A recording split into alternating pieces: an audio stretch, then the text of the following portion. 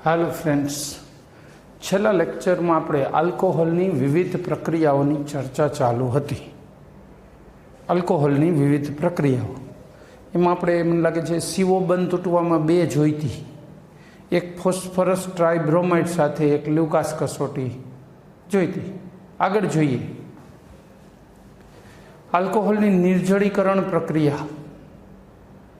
आल्कोहोलनी निर्जलीकरण प्रक्रिया, जड़ दूर करवू एटले निर्जलीकरण।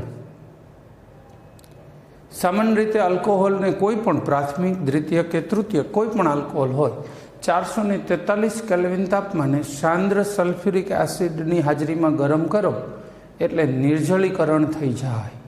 कोईपण आल्कोहोल होय निर्जलीकरण थाय आल्कोहोलनुं तो बने शुं? जो आल्कोहोलमां आ रीतना होय CHOH, अहीं बाजूमां कंई पण होय। मिथेनोलनुं सामान्य रीते निर्जलीकरण नथी थतुं होतुं। आ रीते अन्य कोई पण आल्कोहोल होय तो आनुं निर्जलीकरण थाय, पाणी दूर थाय तो C डबल बॉन्ड C बनी जाए, अल्कीन मळे। सामान्य रीते प्राथमिक आल्कोहोल होय तो एने परिस्थिति थोड़ी प्रबळ जोईशे। जेम के आपणे उदाहरण साथे वात करीए, CH3CH2OH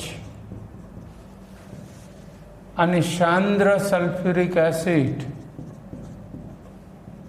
443 केल्विन तापमान, तो आमांथी इथीन बने। आ निर्जलीकरण थई गयुं। जो OH અહીંથી ને H પાડોશી કાર્બન ઉપરથી। પણ જેમ જેમ માની લો કે પ્રાથમિકને બદલે દ્વિતીયક આલ્કોહોલ હોય તો તમારે આટલી ઉગ્ર પરિસ્થિતિની જરૂર નહીં।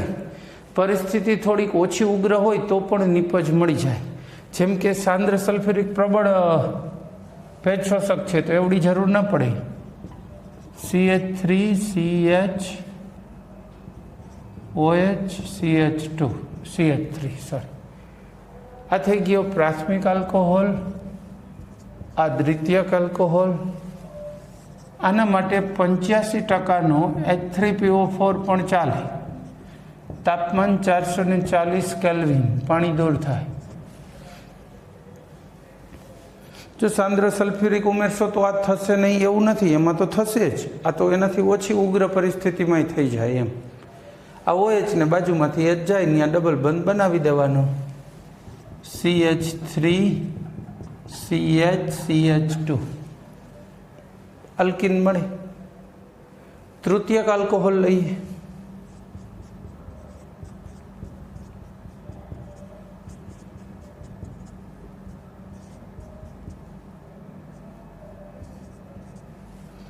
आ तृतीयक आल्कोहोल।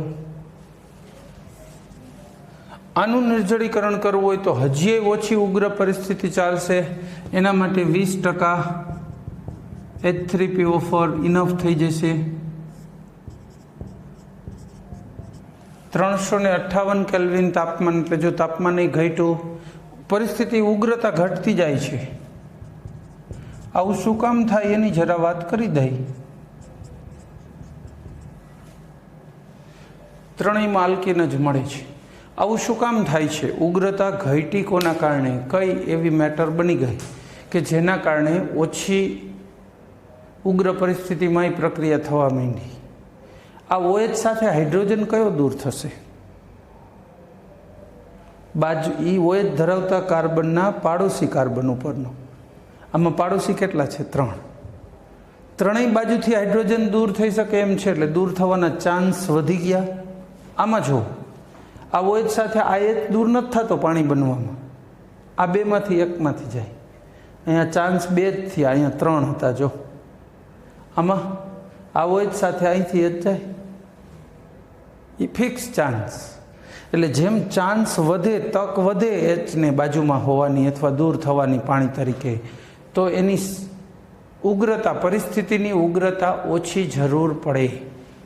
જો તમારી પાસે આવો ચાન્સ ના હોય તૃતીયકનો, તો પછી પરિસ્થિતિ થોડી વધુ ઉગ્ર આપવી પડે, બીજું કશું નથી। બરાબર છે? तो आ बात थई निर्जलीकरण। હવે આ નિર્જળીકરણ આટલા ઉપરથી આપણને એટલી ખબર પડી ગઈ કે નિર્જળીકરણ સૌથી ઝડપી ફાસ્ટેસ્ટ કોનું થાય? તૃતીયકનું. પછી એનાથી ધીમું દ્વિતીયક અને પછી એનાથી ધીમું પ્રાથમિક. આ નિર્જળીકરણનો સામાન્ય ક્રમ. નિર્જળીકરણનો સામાન્ય ક્રમ.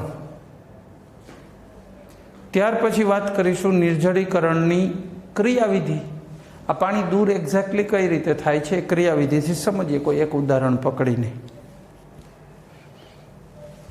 3 તબક્કામાં નિર્જળીકરણ થાય. જો નિર્જળીકરણમાં એસિડની હાજરી આવી ને અનિવાર્ય છે. એસિડ ન ઉમેરો ને ગરમ કરો ને તો વાયુ બની જાય, વિઘટન ન થાય.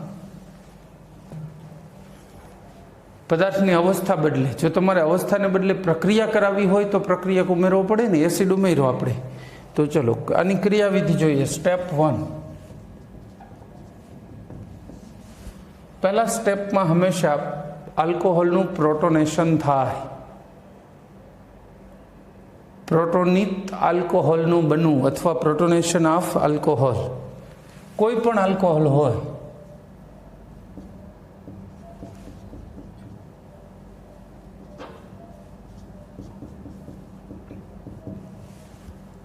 આલ્કોહોલ છે, સલ્ફ્યુરિક હોય કે ફોસ્ફોરિક હોય, જે પ્રોટોન છે ને એને આ ઇલેક્ટ્રોન આપશે અને એને ગ્રહણ કરશે.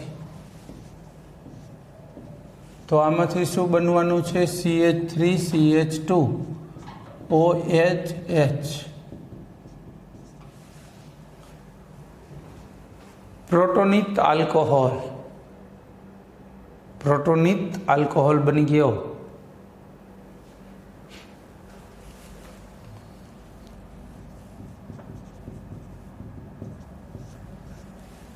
સ્ટેપ 2. પાણીનું દૂર થવું. નિર્જલીકરણ. હંમેશા તટસ્થ અણુ દૂર થતા હોય ને એ તબક્કા ધીમા હોય. એમાં પાણી દૂર થવાનો તબક્કો અહીંયા આલ્કોહોલ માટે સૌથી ધીમો છે. અને ધીમો તબક્કો હોય ને વેગ નિર્ણાયક તબક્કો કહેવાય. આખી પ્રક્રિયાનો વેગ એના ઉપર જ આધાર રાખે.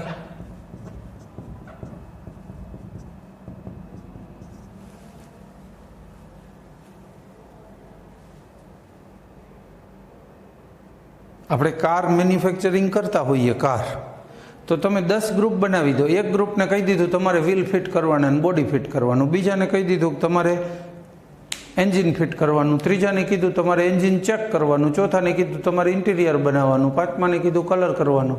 આવી રીતે 5 ગ્રુપમાં તમે કાર બનાવો છો. હવે દરરોજ કલર કરવાવાળા તો હજારો કારને કલર કરી નાખે, પણ એન્જિન ચેક કરવાવાળા રોજના 200 કારના એન્જિન માંડ ચેક કરી શકે છે. તો દરરોજની કેટલી કાર બનીને બહાર નીકળે? 200 જ. જેટલા દરેક તબક્કા થઈ ગયા હોય એટલી કાર જ બહાર કાઢી શકો ને. કલર થઈ ગયો, એન્જિન ચેક નથી થયું, હાલે વેચી શકાય નહીં. તો અહીંયા એવું છે, જે તબક્કો સૌથી ધીમો હોય ને આખી પ્રક્રિયાને એ ધીમી પાડ દે, એટલે એને વેગ નિર્ણાયક કહેવાય. ટૂંકમાં એના આધારે વેગ નક્કી થાય. આ પાણીનું દૂર થવું નિર્જળીકરણ કહેવાય. આ ઇલેક્ટ્રોન આ ઓક્સિજન ખેંચી લે એટલે પ્લસ ચાર્જ વયો જાય. આના ગયા એટલે કાર્બન ઉપર પ્લસ ચાર્જ આવશે. CH3CH2 પ્લસ ચાર્જ અને પાણી. આ પાણી તો તટસ્થ અણુ તરીકે નીકળી ગયો. પછી શું થવાનું છે એ જોઈએ. પાણી અહીંથી તટસ્થ અણુ તરીકે નીકળી ગયો છે. ત્રીજો તબક્કો ડીપ્રોટોનેશન, એટલે પ્રોટોનનું દૂર થવું, પ્રોટોનનું વિલોપન થવું, ડીપ્રોટોનેશન. તો સ્ટેપ 3 છેલ્લા તબક્કા છે સાવ. ચોપડીમાં આ પહેલેથી છે ને આવી રીતે આમ ડિટેલમાં લખેલું છે, એવું જરૂર નથી, હવે જરૂર પડશે.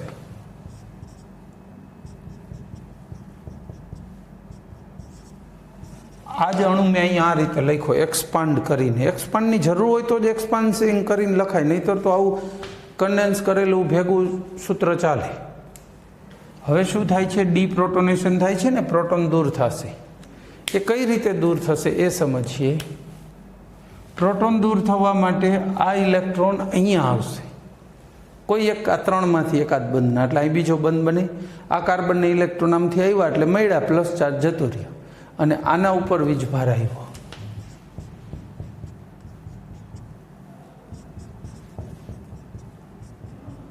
આ H પ્લસ બન્યો, છૂટો પડી જાય એટલે આપણે અલગ લખીએ. અહીંયા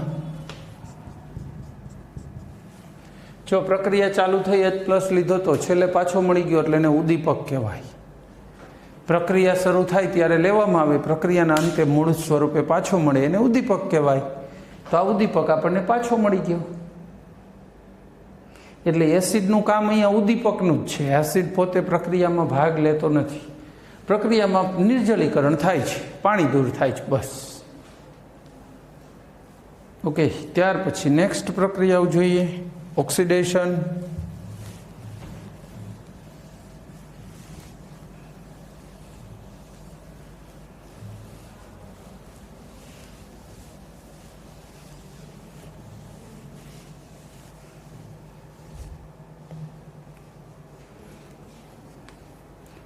ઓક્સિડેશન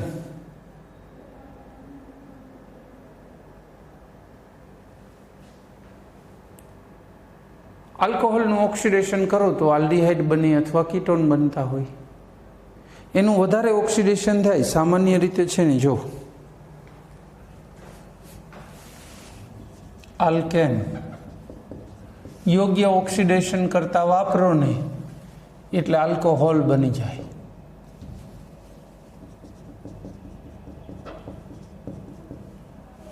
એના કરતા આવું લખીએ ને, આલ્કોહોલ.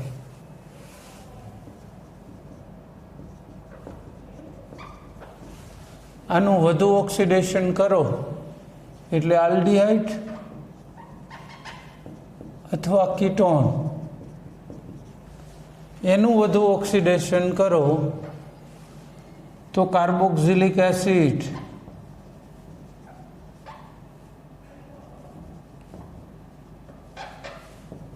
RCOOH કહેવાય. એનું વધુ ઓક્સિડેશન કરો એટલે પર એસિડ.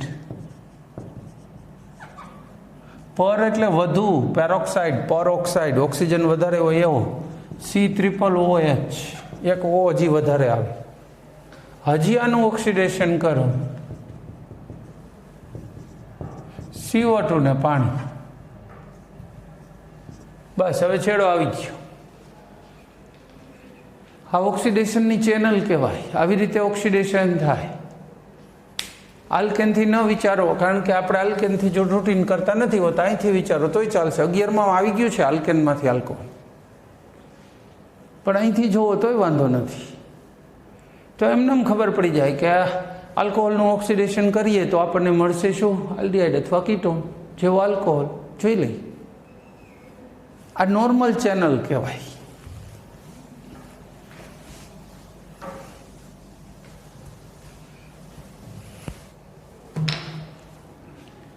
હવે સામાન્ય રીતે કોઈ પણ આલ્ડીહાઇડ લીધો હોય, તમે આલ્કોહોલ લીધો હશે, RCH2OH, આનું ઓક્સિડેશન યોગ્ય ઓક્સિડેશન કરતાથી કરો એટલે RCHO, અને આનું ઓક્સિડેશન હજી કરીએ તો RCOOH બની જાય. જો તમે પ્રબળ ઓક્સિડેશન કરતા ઉમેરશો ને પહેલેથી KMnO4, તો આમાંથી સીધો આ જ મળશે. આલ્ડીહાઇડ ભેગો જ નહીં કરી શકો. આલ્ડીહાઇડ મેળવવો હોય તો તમારી પાસે એક રસ્તો છે, ક્રોમિક ઓક્સાઇડ, RCH2OH. આની પ્રક્રિયા CrO3 સાથે કરો એટલે RCHO મળે, ક્રોમિક ઓક્સાઇડથી આલ્ડીહાઇડ મળે. પછી હવે આગળ પ્રક્રિયા ક્રોમિક ઓક્સાઇડથી થોડી મુશ્કેલ છે, થતી નથી, ત્યાં સુધીમાં આપણે આને છૂટો પાડી લેવાય પ્રક્રિયા મિશ્રણમાંથી. અને જો એવું ન કરવું હોય, ઓટો બ્રેકિંગ સિસ્ટમ વાપરવી હોય, ઓટો બ્રેકિંગ સિસ્ટમ કહેવા શું માગું છું, જો CH3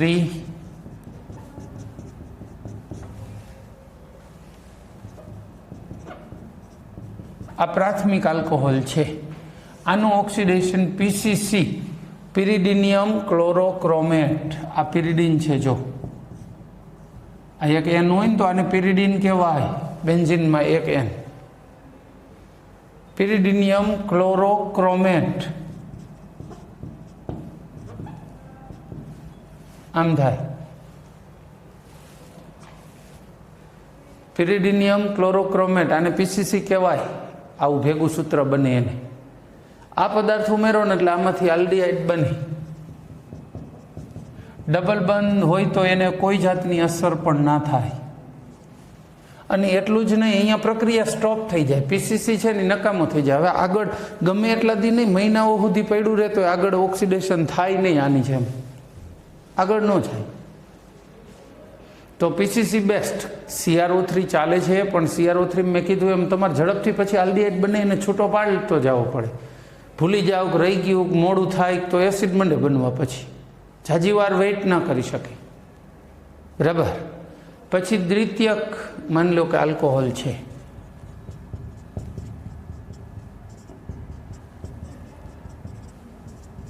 દ્વિતીયક આલ્કોહોલ, આનું ઓક્સિડેશન કરીને આપણે કીટોન મેળવી શકીએ. દ્વિતીયક આલ્કોહોલનું ઓક્સિડેશન CrO3. જો પીસીસી વડે માત્ર પ્રાથમિકનું જ થાય, દ્વિતીયકનું તો થાય જ નહીં. એટલે દ્વિતીયક હોય ને તો CrO3 ફરજિયાત છે. એમાં કીટોન બનશે, પછી આગળ નહીં જાય. તમારે આ જે માહિતી હું આપું છું ને કે આમાં આગળ નહીં જાય ને જશે ને, આ બધું નીટ જીમાં બહુ કામ લાગશે. CrO3 કોનામાં ચાલે છે? માત્ર પ્રાથમિક દ્વિતીયક બધામાં ચાલે, પણ આલ્ડીહાઇડ મેળવવો હોય તો ઝડપ રાખવાની, છૂટો પાડવાની, તો મળશે. નહીંતર એસિડ બની જશે. પણ દ્વિતીયક હોય ત્યારે કીટોન બનશે. પછી કીટોનનું ઓક્સિડેશન છે ને આનાથી નથી થતું. આગળ જવાની ચિંતા નહીં કરતા.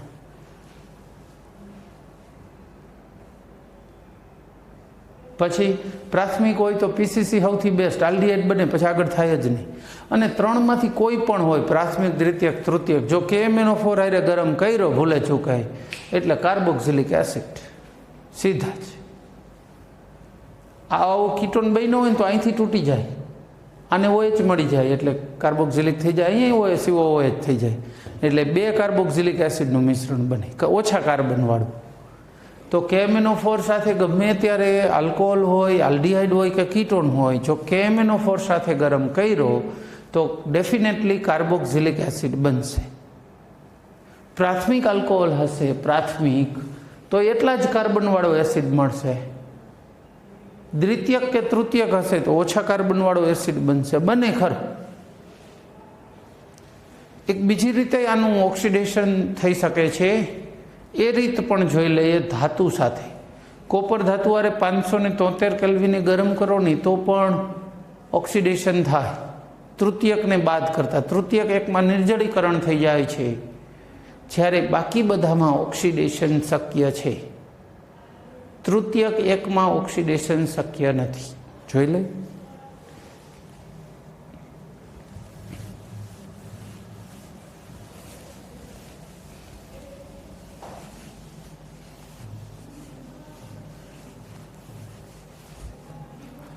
ચલો, પેલા પ્રાથમિક આલ્કોહોલ.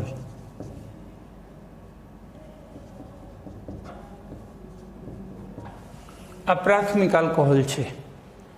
આને કોપર સાથે 573 ગરમ કરો. મેં તમને શું કીધું? કોપર સાથે બધામાં ગરમ એટલું જ કરશું, કોપર જ રાખશું 573 કેલ્વિને, તો RCHO બનશે. પ્રાથમિક આલ્કોહોલમાંથી શું બની જાય? ઓક્સિડેશન થઈને આલ્ડીહાઇડ. આ ઓક્સિડેશન દરમિયાન વાસ્તવમાં શું બને છે? એક અહીંથી CH નીકળી જાય અને એક અહીંથી OH માંથી H નીકળી જાય. CH માંથી H નીકળે ને એક OH માંથી નીકળે. બસ ઓક્સિડેશનમાં જ થાય. CH અને OH બેયમાંથી એક એક H જાય. આ રીતનું હોય ને.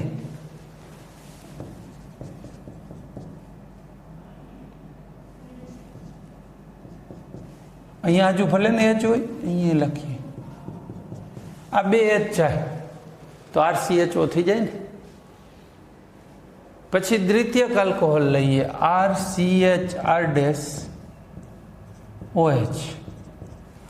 દ્વિતીયક આલ્કોહોલ. આને સેમ પરિસ્થિતિ આપો. કોપર 573 કેલ્વિન તાપમાન, RC double bond O, R dash, ketone બની ગયો. જો દ્વિતીયકમાંથી કીટોન બનશે. માની લો કે તૃતીયક લીધો તો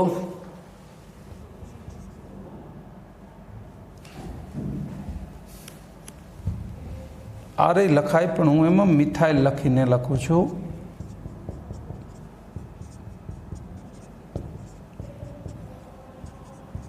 હમણાં મેં તમને શું સમજાયું? OH નો H અને OH જે કાર્બન હારે જોડાયેલો હોય એનો H. અહીંયા એ મુશ્કેલી છે. જો આ OH નો H તો જાય પણ અહીંયા H નથી. આની પાસે કાર્બન બિલકુલ H નથી. તો એનાય પાડોશી પાસેથી H લઈ લેશે, પણ એનાય પાડોશી પાસેથી લેવાનો થાય ને ત્યારે આ OH આખો જતો રહેશે. એટલે કોપર 573 કેલ્વિન. આ બધામાં લખાય ઓક્સિડેશન થયું, અહીંયા લખાય નિર્જળીકરણ, પાણી દૂર થઈ ગયું. આખો OH અને આનો H અહીંયા ડબલ બંધ બની જાય. CH3CCH3 ડબલ બોન્ડ CH2 આવું આલ્કીન મળશે, નિર્જળીકરણ થઈ જશે. તો પ્રાથમિક આલ્કોહોલ અને દ્વિતીયક આલ્કોહોલના ઓક્સિડેશનથી અનુક્રમે આલ્ડીહાઇડ કીટોન મળે છે. તૃતીયકનું ઓક્સિડેશન જો ધાતુ વડે કરવામાં આવે તો શું મળી જાય છે? તૃતીયકમાં આપણને આલ્કીન મળે છે. બરાબર છે. આ સાથે આલ્કોહોલનું ઓક્સિડેશન પૂરું. આલ્કોહોલની ઓલમોસ્ટ પ્રક્રિયાઓ જ પૂરી. એક જનરલ ચર્ચા વિશે વાત કરીએ. તમને ખબર હોય તો ઘણીવાર લઠ્ઠાકાંડ થઈ જાય, છાપામાં આવે. લઠ્ઠો એટલે હલકા પ્રકારનો દારૂ, ડીનેચર્ડ આલ્કોહોલ. સાવ સાદી ટર્મમાં કહું તો મિથેનોલ મિશ્રિત આલ્કોહોલ, ઇથેનોલ. દારૂ એટલે ઇથેનોલ. ઇથેનોલ માણસો પીવે છે, નશો કરે છે. અને મિથેનોલ છે ને જો ભેગો ભળી જાય તો મિથેનોલ શ્વાસમાં જાય, પેટમાં જાય, લોહીમાં ભળે. મિથેનોલમાંથી મિથેનાલ બને, આલ્ડીહાઇડ બને, એનું ઓક્સિડેશન થઈને મિથેનોઇક એસિડ બને. આ મિથેનોઇક એસિડ છે ને એ શરીરની ચયાપચયની બધી પ્રક્રિયાઓને સ્ટોપ કરે, પ્રોટીનનું વિકૃતિકરણ કરી નાખે અને માણસ મૃત્યુ પામે. તો આપણે શું ઈચ્છીએ છીએ કે આ લોકો દારૂ જ ના પીવે, અને પીવે તો ભલે ઓછા થઈ જતા. બરાબર. ખેર, છતાંય સામાજિક ફરજના ભાગ રૂપે એને સમજાવશું પછી, પણ પહેલાં બચાવી તો લઈ. કદાચ કોઈએ મિથેનોલ મિશ્રિત દારૂ પીધો હોય, લઠ્ઠો પીધો હોય, લથડિયા ખાતો હોય, ખબર પડી જાય કે વાહ ભાઈ દારૂમાં કંઈક ભેળસેળ થઈ લાગે. એવા માણસ જો હોસ્પિટલે પહોંચે તો એને ડાયરેક્ટ નસમાં દારૂ ચડાવો. ઇથેનોલ, મંદ ઇથેનોલ ડીપ વેઇનની અંદર ઇન્જેક્શનથી ચડાવવામાં આવે. ઇથેનોલ જ મંદ. આ ઇથેનોલ ચડાવે ને એટલે થાય શું? જે ઉત્સેચકો મિથેનોલ છે એમાંથી મિથેનાલ અને એમાંથી મિથેનોઇક એસિડ બનાવતા હતા ને, આ ઉત્સેચકોનું કામ ધીમું પડી જાય.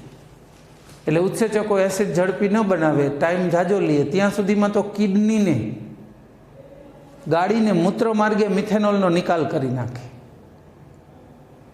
એટલે શક્યતા ખરી કે એ દર્દી બચી જાય. જો શક્યતા બોલું છું, બચી જ જશે એની કોઈ ગેરંટી નથી. આવા દારૂડિયાઓમાં ગેરંટીની જરૂર પણ નથી, તો પીવાય જ નહીં ને. બરાબર. સામાજિક રીતે પણ ભારતમાં આ વસ્તુ અયોગ્ય જ માનવામાં આવે છે. આપણે કોઈ આપણા ઘરે બે આવે ને વિવેક ન કરી લ્યો લ્યો 1-2 બોટલ લગાવો. બરાબર. આપણે ચાનો વિવેક કરી છે, ઠંડુ પાવાનો વિવેક કરી છે, નાસ્તો આપી છે. દિવાળીએ કોઈ આવ્યું, નાસ્તો આપીએ, પ્રસાદી આપીએ, એનો વિવેક કરાય. આ વસ્તુ વિવેકને પાત્ર નથી. બરાબર. ફરીથી કહું, એની ટ્રીટમેન્ટ ખાસ સમજો, કારણ કે ચોપડીમાં જે લીટીઓ છે ને ટ્રીટમેન્ટ માટેની, એ થોડીક અટપટી લાગે એવી છે. એટલે હું તમને એમ સમજાવું છું કે કોઈને આવો મિથેનોલ મિશ્રિત ઇથેનોલ પીવાઈ ગયો હોય અને સાજો કરવો હોય તો ડૉક્ટરો એને નસની અંદર ડાયરેક્ટ મંદ ઇથેનોલ ચડાવે. હવે આ મંદ ઇથેનોલ શું કામ કરે છે? જે ઉત્સેચકો મિથેનોઇક એસિડ બનાવી નાખતા હતા ને મિથેનોલમાંથી, એને ધીમા પાડી દી. ધીમા પડે એટલે કિડનીને ચાન્સ મળી જાય, ટાઈમ જાજો મળે. ત્યાં સુધીમાં કિડની લોહીમાંથી આ મિથેનોલનો નિકાલ કરી નાખે મૂત્ર માર્ગે, અને દર્દી બચી જાય. બરાબર. બચાવવા જેવું લાગે તો પછી મહેનત કરવી. અમુકમાં પછી કંઈ નહીં, સમજે એવા જ ન હોય. 50 વખત કીધું હોય કે દારૂ છોડ દો, ન છોડે. આપણે તો સામાજિક કર્તવ્ય રૂપે એને બચાવીએ, પણ આવા માણસોને એકચ્યુઅલી તો સરકારને સોંપી દેવા જોઈએ. જેમની પાસેથી સરકારે હાર્ડવર્ક લેવું જોઈએ, મતલબ બોર્ડર ઉપર આપણે જ્યાં ખાઈ ગારવાની હોય આ તે બધું પહાડી એરિયામાં રસ્તા બનાવવામાં એવા બધામાં આવા માણસોને કામે લગાડાય, સીધા લઈ જઈને કામે જ લગાડી દેવાનું. એની જેલ ગણો છે, ઘણો સજા ગણો, બધું ખાવા પીવાનું ભલે આપવું પડે બધું, પણ કામે ચડાવી દેવાય. એટલે એક તો સામાન્ય સિવિલિયન્સને નડતા માટે, કારણ કે આવા માણસો જ આગળ જતાં કોઈ ગુંડા બની જાય. સિવિલિયન્સને નડતા બચે ને એટલે એને અહીંથી દૂર કરી અને જે તે બોર્ડર ઉપર જ્યાં કામ હોય ને ગવર્મેન્ટને બહુ હાર્ડવર્ક, લશ્કરને ને એમને અહીંયા લગાડી દેવાય.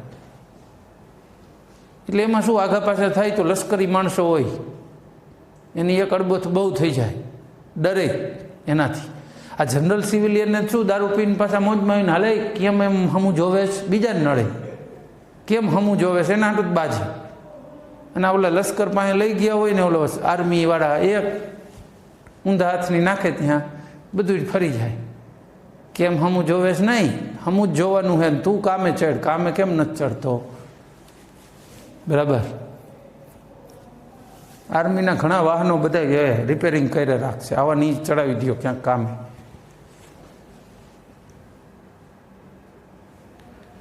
સારું, ત્યાર પછી હવે આપણે અહીંયા આલ્કોહોલની વાત પૂરી કરી, એની પ્રક્રિયાઓ પૂરી, તો હવે ફિનોલની વાત કરીશું. ફિનોલ સંયોજનોની પ્રક્રિયાઓ. ફિનોલ સંયોજનો ઘણી બધી પ્રક્રિયાઓ આપતા હોય છે, બરાબર.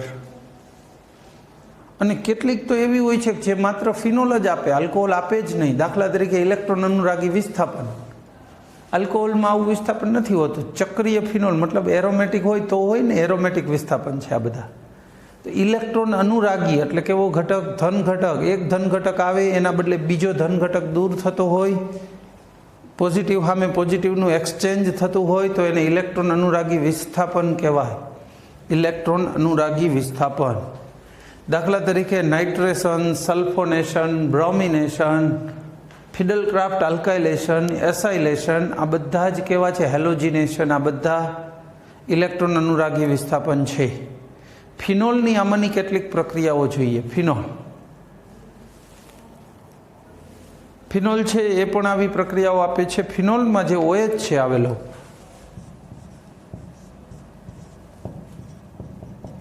આની નિર્દેશક અસર ઓપી નિર્દેશક છે. આપણે 11માં ભણી ગયા. ઓપી નિર્દેશકનો મતલબ શું થાય? આની કોઈ પણ પ્રક્રિયા કરો તો જે આવનાર ઘટક છે એને આ ક્યાં એન્ટ્રી આપવાનું, ક્યાં આવવા દેશે? ઓર્થો અને પેરા ઉપર. દાખલા તરીકે હું આનું નાઇટ્રેશન કરું, ચાલો, મંદ HNO3, તો નાઇટ્રો ગ્રુપ આવશે તો એ ક્યાં એન્ટ્રી લેવાનું છે? વધીને આ OH NO2, ઓર્થો નાઇટ્રોફિનોલ. અને બીજું શું બની શકે? Para nitrophenol. તો આવનારને ક્યાં એન્ટ્રી આપી? મંદ HNO3ની પ્રક્રિયામાં આવનારને ઓર્થો અને પેરા ઉપર એન્ટ્રી આપી.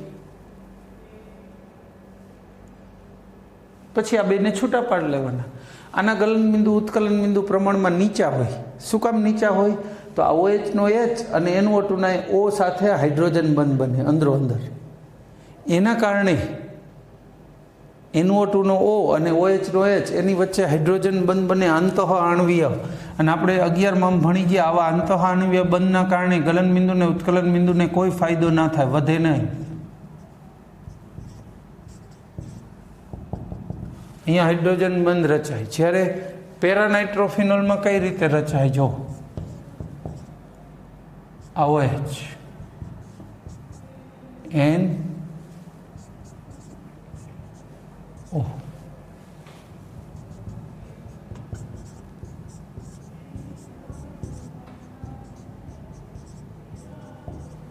એક અણુ બીજા અણુ હારે રચે તો આને આંતરઆણવીય હાઇડ્રોજન બંધ કહેવાય. આવા આંતરઆણવીય હાઇડ્રોજન બંધના કારણે આના ગલન બિંદુ અને ઉત્કલન બિંદુ પ્રમાણમાં ઊંચા હોય અને આના નીચા હોય. તો તમે ઉત્કલન બિંદુના આધારે બેયને સરળતાથી અલગ પાડી શકો છો. બરાબર. આ થઈ ફિનોલની પ્રક્રિયાઓ. હજી ઘણી બધી લેવાની છે. નાઇટ્રેશન સ્ટાર્ટ કર્યું છે, બાકીની પ્રક્રિયાઓ આપણે પછી નેક્સ્ટ લેક્ચરમાં આગળ વધારીશું. જેટલું ચાલેલું છે એક તો તૈયાર કરતા જાઓ, સાથે સાથે બીજું જેટલા રિએક્શન્સ હું લખું છું ને બોર્ડમાં, જે રીતે માં શું છે બુકમાં આપેલા તો હોય જ, પણ એમાં કોઈ નાની સિસ્ટમે મેં ફેરફાર કર્યો હોય તો તમે સમજી શકો એના માટે આ રિએક્શન એકવાર રફ બુકમાં સાથે સાથે લખતા જજો. વિડીયો જોવો ત્યાં વિડીયોને સ્ટોપ કરી શકાય, રીપ્લે કરી શકાય એવું કરીને સમજવાની કોશિશ કરવી. બરાબર છે? અને સાથે લખતું રહેવું.